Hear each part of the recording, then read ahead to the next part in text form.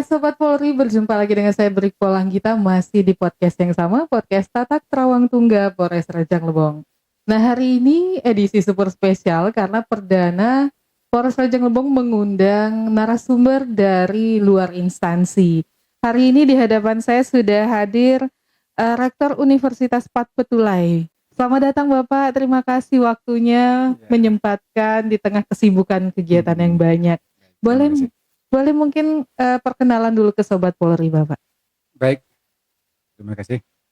Assalamualaikum warahmatullahi wabarakatuh. Perkenalkan, nama saya Indrayanto PhD dan saya Rektor Universitas Patpetulai, satu-satunya universitas perguruan tinggi swasta yang ada di Kabupaten Rejang Lebong, Lebong dan Kepahyang. Demikian. Oke. Nah, ini sebelum kita masuk ke materi hari ini ya Pak, mungkin kita mau membahas sedikit tentang Universitas Patpetulai, bahwa ini di antara 3 kabupaten adalah universitas pertama yang paling dekat ya Pak ya. Iya. Nah, sudah berapa lama mungkin beroperasinya dan kira-kira ada jurusan apa aja yang mungkin bisa kita promosikan ke Sobat Polri? Ya, baik, terima kasih. Universitas Patpetulai ini awalnya bernama Unirel, tapi nggak jadi. Akhirnya tahun 2004 diganti STIPER, Sekolah Tinggi Ilmu Pertanian. Ada 2 program studi, agribisnis dengan agroteknologi. Selanjutnya di tahun 2019 STIPER berubah bentuk menjadi Universitas Patpetulai. Jadi pada tahun 2019 ada 5 prodi yang diusulkan dan banyak prodi hanya diberikan izin oleh Kementerian Pendidikan. Itu hanya 5 prodi dengan prodi baru, yaitu di pertanian 3 program studi, yaitu program studi agribisnis, program studi agroteknologi, dan program studi unggulan S1 Sains Perkopian sesuai dengan wilayah kita. Kemudian ada S1 akuntansi dan juga ada S1 ilmu komputer. Sampai sekarang. Sebenarnya cukup banyak pilihan untuk rekan-rekan kita, Sobat Polri sekalian di Rejang Lebong ya Pak ya. Apalagi ini spesialisnya bagus sekali tentang pertanian juga yang merupakan program dari Bapak Presiden di 8 poin beliau ya. Nah, membahas tentang programnya Pak Presiden yang juga kebetulan dari kepolisian menindaklanjuti itu, dan juga Sobat Polri perlu tahu bahwa kenapa kita undang Pak Rektor hari ini, selain untuk memberikan informasi juga ke Sobat Polri tentang pendidikan yang ada di Patpetulai, kita juga mau membahas tentang program ketahanan pangan, betul ya Pak? Nah, untuk materi ketahanan pangan ini sendiri kita akan memasuki pertanyaan kami yang pertama. Jadi kita pun sama-sama belajar, kami belajar bareng sama Sobat Polri ya ke Bapak. Nah, kita dengar bahwa UPP sendiri sudah melakukan koordinasi dengan Polres ya Pak ya, terkait MOU dan MOA untuk pendidikan, penelitian, dan pengabdian kepada masyarakat. Nah, jadi bisa mungkin dijelaskan kira-kira gambaran besarnya seperti apa kerjasama yang sudah diikat oleh Universitas dan Polres Rejang Lebong. Baik, terima kasih. Kalau kerjasama dengan instansi pemerintah, universitas kita memang sudah lama, termasuk untuk program ketahanan pangan. Misalnya dengan pihak Kodim 0409, dengan pihak Korem, kemudian yang saat ini dengan pihak Polres. Tapi kalau kerjasama dan bermitra dengan Polres ini sudah lama. Misalnya kita ada membantu pihak Polres untuk mensosialisasikan undang-undang, misalnya tentang perlindungan anak, kekerasan KDRT, kemudian ada juga program-program dari lalu lintas yang melibatkan mahasiswa, dan kita juga dari pihak institusi juga sering mengundang pihak Polres untuk mengisi materi hukum, mata kuliah. Jadi, sebagai narasumber narasumber untuk mengisi mata kuliah yang diisi langsung oleh praktisi. Nah, gitu. Jadi kita punya program itu. Nah, kedepannya kita juga karena memiliki fakultas pertanian, jadi kita juga lebih erat lagi menjalin hati untuk mendukung program pihak kepolisian di bidang pertanian atau ketahanan pangan. Nah, berarti dari universitas ini sendiri menyediakan yang namanya tenaga ahli ya Pak ya. Nah karena juga berhubungan dengan pendidikan para mahasiswa juga. Nah jadi terkait dengan tenaga ahli ini sendiri dari UPP kan ada pembentukan tim ketahanan pangan juga di Rejang Lebong ya Pak. Dalam pembinaan kelompok tani bersama Rejang Lebong dan juga kalau dari Polres ada Babin Kamtipmas ya Pak ya. Nah, ini gambarannya ke depan seperti apa kira-kira Pak untuk program ketahanan pangan, pembimbingan kepada kelompok tani? Baik, karena di tempat kita sebagai akademisi kita punya praktisi dan kita juga punya tenaga ahli. Misalnya Rejang Lebong sebagai penghasil kopi, kita ada jurusan kopi, ada dosen yang memang master, doktor, bahkan profesor di bidang kopi, jadi bisa berkontribusi.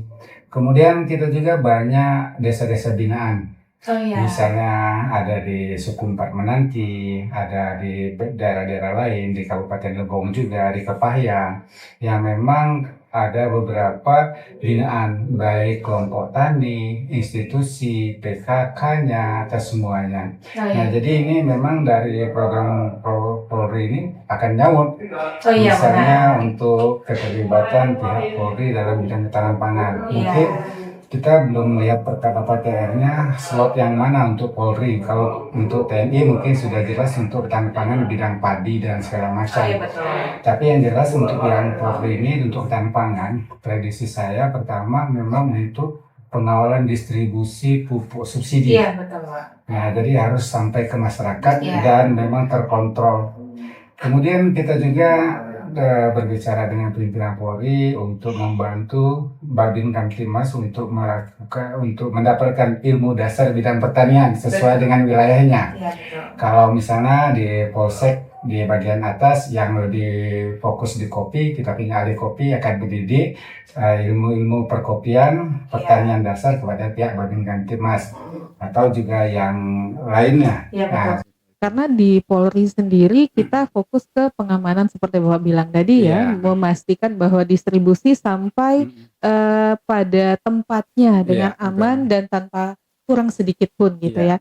Dan juga Babin Kamtipmas kita kan mungkin tidak semua Babin Kamtipmas memahami tentang pertanian, perkebunan dan semacamnya. Karena itulah memang sangat terbantu kita dengan kerjasama bersama dengan pihak pendidik yang sudah jelas notabene memahami kondisi tersebut. Betul.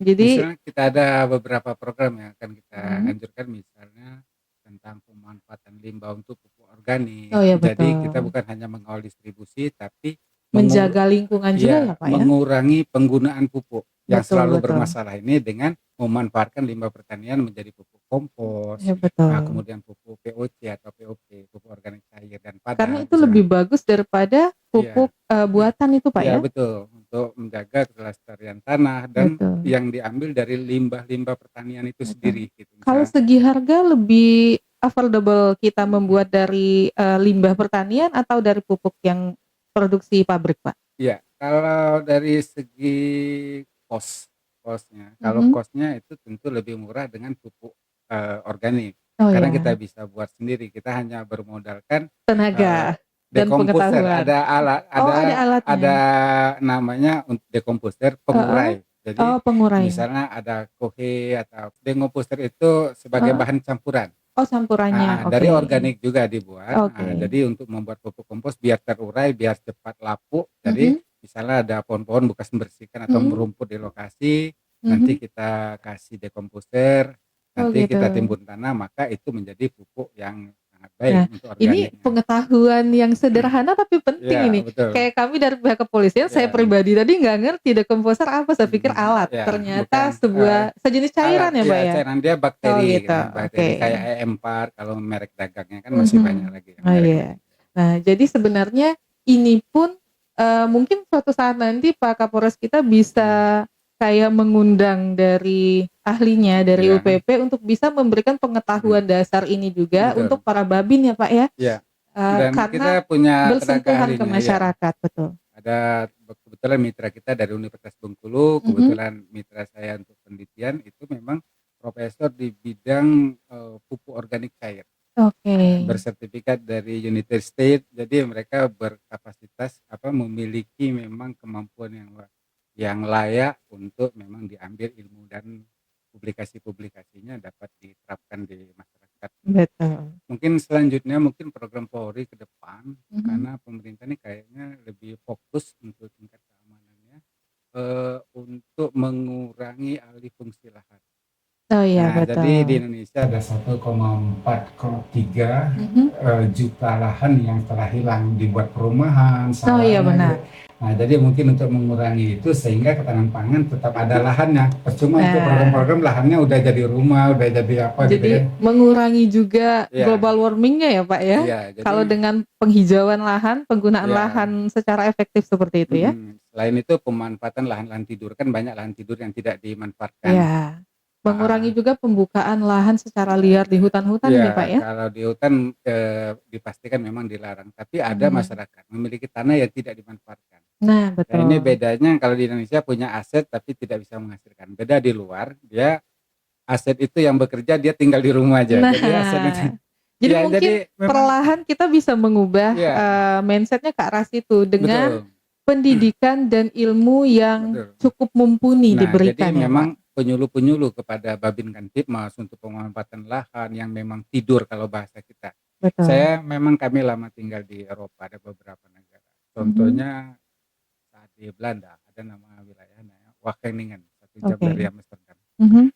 Itu orangnya di rumah saja, tapi lahannya memang dimanfaatkan. Mhm. Jadi lahan itu menghasilkan baik tanaman-tanaman apa atau dibuat apa, sehingga lahannya tetap menghasilkan, orangnya tidak begitu sibuk. Kalau di tempat kita lahan tidur banyak, pinggir jalan banyak belukar yang tidak Iya, dimanfaatkan betul. gitu. Sayang gitu ya, Iya, Pak, ya, sayang kalau banget kita gitu. lihat. Nah, kalau kita bicara tentang pemanfaatan Hmm, lahan dan isinya, kan ada ya, banyak sekali jenis tumbuhan yang ya, terutama di daerah kita kan, termasuk daerah dingin ya, Pak, ya, walaupun nggak terlalu ya sebenarnya ya, suhunya di Curug sekarang. suhu. Nah, dari banyak jenis tanaman yang memungkinkan, ini kan kita sedang melakukan pembudidayaan anggur. Nah, Ya, boleh nggak kasih kita informasi dari banyak tanaman yang memungkinkan, untuk subur tumbuh di sini, kenapa kita pilih anggur? baik. Untuk program kita dengan Mitra Polres, sebenarnya kita punya ide yang cemerlang ini sebenarnya. Mhm. Jadi dengan penanaman anggur yang tropis katakanlah, Oke. nanti dibuatkan varietas baru Mhm. dan menggunakan teknologi, baik teknologi penyerbukan, molekuler maupun radiasi ya. Jadi kita bisa membuat varietas baru yang nanti ke depan akan kita beri nama, nanti akan kita sertifikatkan karena memang varietas baru ini belum ada di dunia lainnya. Mungkin ada Oke. keunggulan-keunggulan gitu. Nah, khususnya untuk sekarang kita fokus di anggur. Kita sudah menanam untuk uji coba 10 varietas yang Mhm. ada, memang rata-rata impor, dan kita mau coba juga nanti dari yang terbaik, anggur-anggur itu akan kita kombinasikan menjadi yang paling baik dari yang terbaik Oke. gitu. Jadi mungkin inilah bentuk kontribusi kita baik dari institusi perguruan tinggi maupun dari pihak Polri untuk masyarakat. Nanti bisa dikembangkan, bisa diberikan gratis sebagai pemanfaatan pekarangan karena anggur Iya, hanya betul. rambat saja dan Jadi itu lebih ini mudah tumbuh gitu ya, Pak, ya? lebih mudah tumbuh. Cuman memang perawatannya harus pakai ilmu, ada ekstra gitu ya. Nggak bisa Oke. ditanam kayak jagung dilempar tumbuh sendiri. Oke, nanti kita bahas lagi yang itu ya, Baik. Pak, ya? Oke. Nah, berarti dari alasan kenapa anggur ini dipilih, berarti kan ada sesuatu yang lebih istimewa lagi di Iya, situ. Tadi Bapak sebutkan bahwa dia sebenarnya lebih mudah tumbuh karena di pekarangan aja iya, sebenarnya bisa tumbuh, nggak bisa. terlalu memerlukan sebuah lahan khusus kayak Iya, jagung kan kita perlu iya, lahan khusus ya gitu betul. kan. Nah, tetapi, membutuhkan ilmu tersendiri. Inilah kenapa berarti Polres Rejang Lebong mendahului bersama dengan Iya. UPP untuk uji coba cara yang paling efektif gitu ya, Iya, Pak, ya? iya, iya, betul, betul. Nanti kita kalau memang ada wacana Mhm. setelah timbul varietas baru, mungkin wacana kita untuk diberikan nama anggur Bayangkara. Oke. Ya kita bisa suplaikan ke seluruh Indonesia baik melalui Polri, bibitnya dari kita. Mhm. Itu untuk pemanfaatan pekarangan, ibu Oke. bayangkari atau apa pembinaan di masyarakat. Karena di desa ini kalau dulu ada nama apotek hidup bagi Oh, masyarakat iya. pekarangan di desa tuh nganggur aja. Nah, Iya, jadi betul. mau obat obat-obatan tradisional bisa ditanam. Nah, yang ini kalau anggur ini selain dia enak dipandang, dapat menghasilkan ekonomi Oh iya, dan betul. perawatannya juga tidak begitu sulit. Iya. Nah, jadi bisa dimanfaatkan oleh masyarakat gitu. Nah, Oke. terutama untuk agrowisata gitu Oh kan. iya, Nah, betul. jadi kalau Berarti tujuannya panjang ini ya Pak banyak ya. ya, jadi Dari awalnya ketahanan pangan ternyata juga mendukung dari segi ekonomi gitu ya. iya. Jadi konsep ketahanan pangan itu bukan hanya rice atau maksud saya bukan hanya beras dan gandum yang berkarbohidrat, cuman ketahanan Iya. pangan itu banyak Iya, sektornya. betul. Salah satunya adalah tanaman buah-buahan. Mhm. Jadi buah-buahan Berarti bisa ini arahnya lebih panjang lagi. lebih Dalam panjang artian lagi. berarti UPP dan Polres Rejang Lebong Iya. sudah mempunyai visi yang lebih luas. Baik. Dalam Iya. artian ini bibit kalau sudah sukses nanti informasi dari Pak Kapolres bahwa Iya. akan kita bagikan dulu secara gratis untuk generasi pertamanya ke masyarakat untuk Iya. diuji cobakan lagi Iya, benar. di halaman-halaman gitu Pak ya. Atau dimanfaatkan lah pekarangan kecil, Betul. minimal tidak beli lagi. Nanti kalau sudah banyak bisa jadi kayak kota wisata dong ya. Bisa. Ada varietas anggur Iya. Bayangkara dari Rejang Lebong gitu Iya, ya. betul. Kemudian program ke depan juga dengan pihak Polres Rejang Lebong, khususnya dengan Pak Kapolres, kita juga kan di polsek-polsek udah mulai nanam-nanam nih. Oh iya, betul. Apa ada yang lahan dimanfaatkan, nah nanti kita juga membantu dalam bidang pembinaan. Mhm. Misalnya tanaman apa? Misalnya jagung kayak kemarin. Kita punya pakar jagung gitu. Memang Iya. risetnya di bidang jagung, S1, S2-nya, masternya bidang jagung. Iya, benar-benar Jadi, mumpuni di iya, bidang itu ya jadi Pak. memang kita tahu untuk MDPL atau ketinggian dan wilayah kita itu Iya. beda jagungnya, beda varietasnya. Ada rumusnya semua Ada. ternyata. Kenapa di ya, situ Pak. berhasil? Misalnya di Lampung kok banyak banget jagungnya, di situ enggak. Iya, Padahal betul. jenisnya sama. Karena memang berbeda. Tipikal iklim, seasonnya apa Mhm. berubah, bentuk tanahnya. Jadi memang setiap daerah punya varietas-varietas khusus.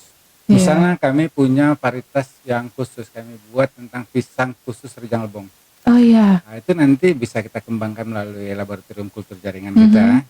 Jadi misalnya pisang itu kelebihannya beratnya lebih dari 40 Iya, betul. kilogram. Kemudian disimpan lebih tahan lama, Mhm. bisa sampai misalnya 9 minggu Oke. setelah dipetik, dan dia nggak berubah bentuk, nggak berubah rasa. Nah, Kemudian itu. antivirus. Nah, karena sekarang banyak virus layu fusarium. Betul. Nah, jadi dengan teknik laboratorium kita ini antivirus, dan misalnya besarnya sama, pemupukannya sama, karena kita memang pola penanaman. Oke. Nah, pisang juga sebagai kebutuhan yang memang harus Betul. terpenuhi. Nah, gitu. Itu juga bisa jadi Iya, makanan pokok. betul. Dan juga kalau untuk dijual itu menghasilkan untuk Nah, daerah, betul ya Pak? Dan Jadi pasti laku ya. seperti katanya Pak Presiden, siapa tahu ke depannya kita bisa mengekspor, tidak lagi Betul. mengimpor ke Ya. dalam negeri gitu ya Pak. Nah jadi kita harapkan juga anggur yang tadi sedang diproses ya Pak ya, Iya. 11 November kemarin ya kalau nggak salah kita melaksanakan penanaman di Polsek Selupur Rejang ya. tanggal 11. Itu kira-kira jangka waktunya sampai dia cukup besar itu berapa lama Pak? Kalau secara teori dengan varietas yang ada, itu kita ada 10 varietas, rata-rata memang dari impor atau dari berbagai negara. Ada Iya, Ukraine, betul. ada Rusia, ada Mhm. Jepang. Kemudian itu sekitar 4,5 bulan itu sudah mulai berbuah. Oh, berarti Buahkan. kurang dari setengah tahun kita harapkan sudah mulai berbuah. bisa berbuah gitu ya. Iya. Nanti mungkin masa proses generatifnya sekitar atau proses pembuahannya sekitar 2 bulan sudah bisa dipanen gitu. Oke, berarti kurang lebih 6 bulan kita berharapnya sudah Ya, bisa. Kalau dirawat sesuai melihat aturan hasil. 6 sampai 7 bulan mungkin bisa. Ya, berarti mungkin kita tunggu dulu proses anggur ini. Semoga kita harapkan prosesnya bisa sukses ya Pak ya. Betul. Karena ini juga tujuan kita untuk bisa dibagikan kepada masyarakat. Betul. Mau kata hasilnya, mau kata nanti bibitnya juga Iya, supaya betul. bisa dibudidayakan Iya. untuk mendukung perekonomian masyarakat Rejang Lebong juga Iya. terutama ya. Dan kita harapkan juga yang lebih jauhnya siapa tahu bisa menjadi sebuah agrowisata di Iya, Rejang betul, Lebong. betul. Betul ya Pak? Iya, betul. Sebenarnya masih banyak sekali yang mau kita bahas. Mungkin Baik, lain waktu bisa Ya. kita undang kembali Pak Rektor dan mungkin Baik. tim ahlinya supaya Ya. kita bisa ngobrol lebih jauh lagi. Untuk sementara ini mungkin informasi kita ke Sobat Polri itu batas penanaman anggur dan beberapa varietas yang Ya. akan kita tunggu nanti tindak lanjutnya ya Pak ya. Siap. Sekali lagi kami ucapkan terima kasih Sama-sama. untuk Terima waktunya. kasih. Semoga nanti kita bisa bertemu di kesempatan yang lebih baik. Dan juga mungkin nanti Sobat Polri kalau ada yang mau ditanyakan terkait dengan apa yang kita bahas hari ini, atau apapun tentang UPP nanti juga bisa mungkin ke Facebook ya Pak ya, Facebook UPP Universitas Pat Petulai, di situ mereka aktif sekali. Dan pertanyaan bisa langsung ditanggapi dengan Pak Rektor nanti ya Pak ya. Kita Kalau juga ada mohon dibantu, kita juga mulai tahun depan ada program RPL namanya Rekognisi Pembelajaran Lampau. Itu misalnya orang yang sudah bekerja praktisi kayak Polri, itu kuliahnya bisa cuma 2,5 tahun S1-nya. Karena program ini sesuai dengan aturan pemerintah, dia bisa misalnya dari pendidikan Diktuk waktu Bintaranya itu bisa dihitung SKS-nya. Nah, jadi mungkin nanti bagi anggota Polri ataupun TNI yang berminat kuliah di tempat kita, tahun depan kita buka program Rekognisi Pembelajaran Lampau namanya. Misalnya pernah Dikjur, pernah apa, itu kita akumulasikan dengan mata kuliah, dan jadi sehingga yang ditempuh tidak begitu lama. Jadi tergantung akan kita buat 2,5 atau 3 tahun atau 2 tahun bahkan seperti itu. Tergantung SKS yang sudah kita hitung nanti berarti Pak ya. Setelah dihitung ini gitu ya. Membahagiakan sekali nih, apalagi untuk rekan-rekan saya yang mungkin belum bisa menyelesaikan S1 terkendala waktu. Betul, ini udah di depan Polres ya. Jadi nggak ada alasan lagi nggak datang kuliah gitu jadi ya Pak. Harus bisa. Jadi kita untuk waktunya juga fleksibel perkuliahannya, dan memang sekarang, karena bagaimanapun ilmu itu penting. Institusi memerlukan kita. Seperti misalnya kita punya jurusan pertanian. Enggak semuanya ngambil hukum loh. Kita ada pertanian. Bahkan sekarang untuk cyber kami punya jurusan ilmu komputer yang kita bisa lebih dalam tentang security cyber. Betul. Itu sangat membantu Pak. Benar. Mungkin di next kesempatan pasti insya Allah kami undang kembali untuk membahas ini ya Pak ya. Karena tahun depan tinggal 1 bulan lagi loh ya kan. Baiklah Sobat Polri, nanti mungkin kita akan membahas yang lebih lanjut. Kalau ada pertanyaan boleh langsung ke Instagram kita di Polres Rejang Lebong. Kalau mau tahu informasi lebih lanjut juga tentang UPP boleh langsung ke Facebooknya Universitas Pat Petulai. Demikian yang bisa kami hadirkan hari ini. Terima kasih banyak ya Bapak. Boleh kita pamit dulu ke Sobat Polri. Saya Brikpo Langgita. Dan saya Indrayanto. Sampai jumpa di lain kesempatan. Terima kasih.